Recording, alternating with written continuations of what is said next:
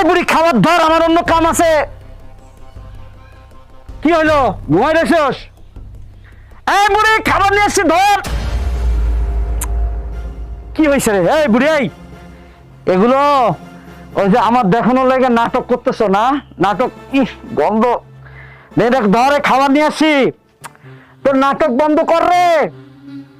এটা কোনো কথা? এই বুড়ি, এই আরে আমি আসছি আজকে প্রায় 15-20 দিন পরে, তো খাবার নিজে নিয়ে আসছি। ওই কাজের লোকটা বাইরে গেছে, তো ওই কাজের লোকটা বাড়িতে গেছে, ওর একটা বাড়িতে সমস্যা বলে। এনে ধর, এই যে মাছ রান্না করছে, তো ওই মাছ নিয়ে আসি, খা। বইলা নয়, আমি নিয়ে আসছি, দেখ তোর ছেলে নিয়ে আসছে, ধর। এসব নাটক করিস না, এমনি গন্ধে কিন্তু থাকা যাইতেছে না। খাওয়াই দিব, খাওয়াই দিব এখন। এই বুড়ি, কি হইল? বুড়ি কি ঘুমাই রয়েছে নাকি? এই এই বুড়ি, এই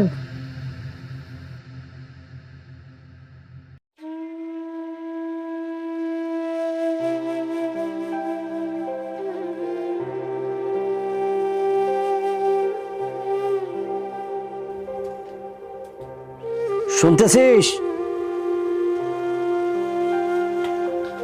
এই যে নাই।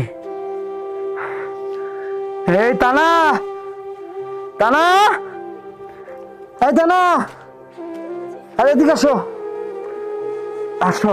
কি অবস্থা? তুমি আমাকে এখানে ডাকতেছো কেন? এই গন্ধের মধ্যে কি থাকা যায়? শোনো,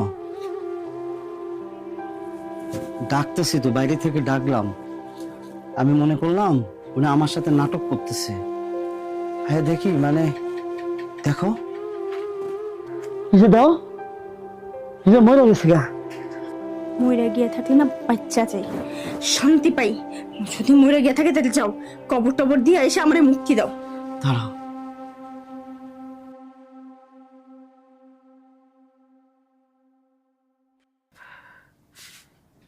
আমার ভিতরে যেন কেমন একটা পড়তেছে।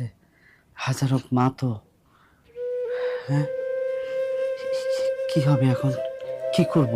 আরে বয়স হইছে, বুড়া হইছে, মরে এমনিও যায়। তো আজকে মরলে মরবে, 2 দিন পরে মরলেও মরবে। তুমি এগুলো নিয়ে চিন্তা করো না তো, আমি লোকজন আনতেছি, চলো। দাঁড়াও, এই যে হাতে কি কাগজটা? দাঁড়াও,